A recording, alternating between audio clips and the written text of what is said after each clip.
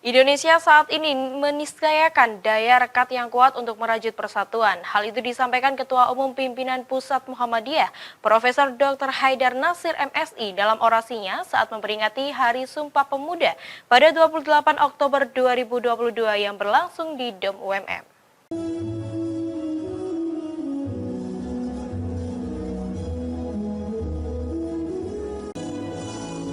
Acara diselenggarakan oleh Universitas Muhammadiyah Malang UMM dan turut diikuti oleh ribuan sivitas akademika dan para tamu undangan termasuk anggota dan pengurus Asia.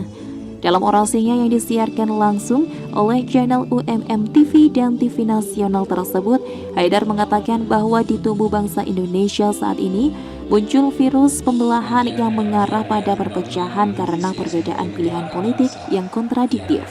Menurutnya tidak ada yang salah dengan perbedaan pilihan politik, sebaliknya keberagaman politik pertanda hidupnya demokrasi dan kebinekaan dalam berbangsa dan bernegara.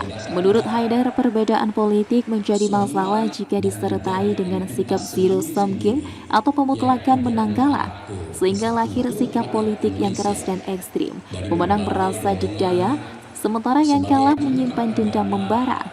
Pada titik inilah politik menjadi virus pemecah dan bukan pemersatu bangsa. Jika persatuan Indonesia ingin tetap terrajut di tengah segala dinamika kebangsaan, maka perlu adanya sikap moderat dan moderasi dalam bernegara.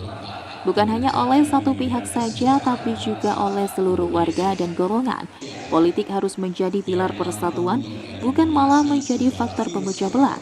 Soekarno dalam pidato 1 Juni 1945 menegaskan, negara Indonesia bukan satu negara untuk satu orang atau golongan, tetapi Indonesia adalah negara semua buat semua, satu buat semua, dan semua buat semua. Maka bangunan Bhinneka Tunggal Ika harus dirawat bersama. Bangunan dasar Indonesia harus dikonstruksi dengan jiwa dan pandangan yang moderat. Jauhi pandangan radikal ekstrim yang memecah. Pun dengan pemilu 2024 yang harus menjadi komitmen bersama menyatukan bangsa dan mengakhiri pembelahan politik kebangsaan. Haidar juga mendorong generasi muda dan milenial untuk menjadi aktor persatuan dan kemajuan bangsa. Salah satunya melalui media sosial dan ruang publik yang digunakan sebagai arena persaudaraan sebangsa.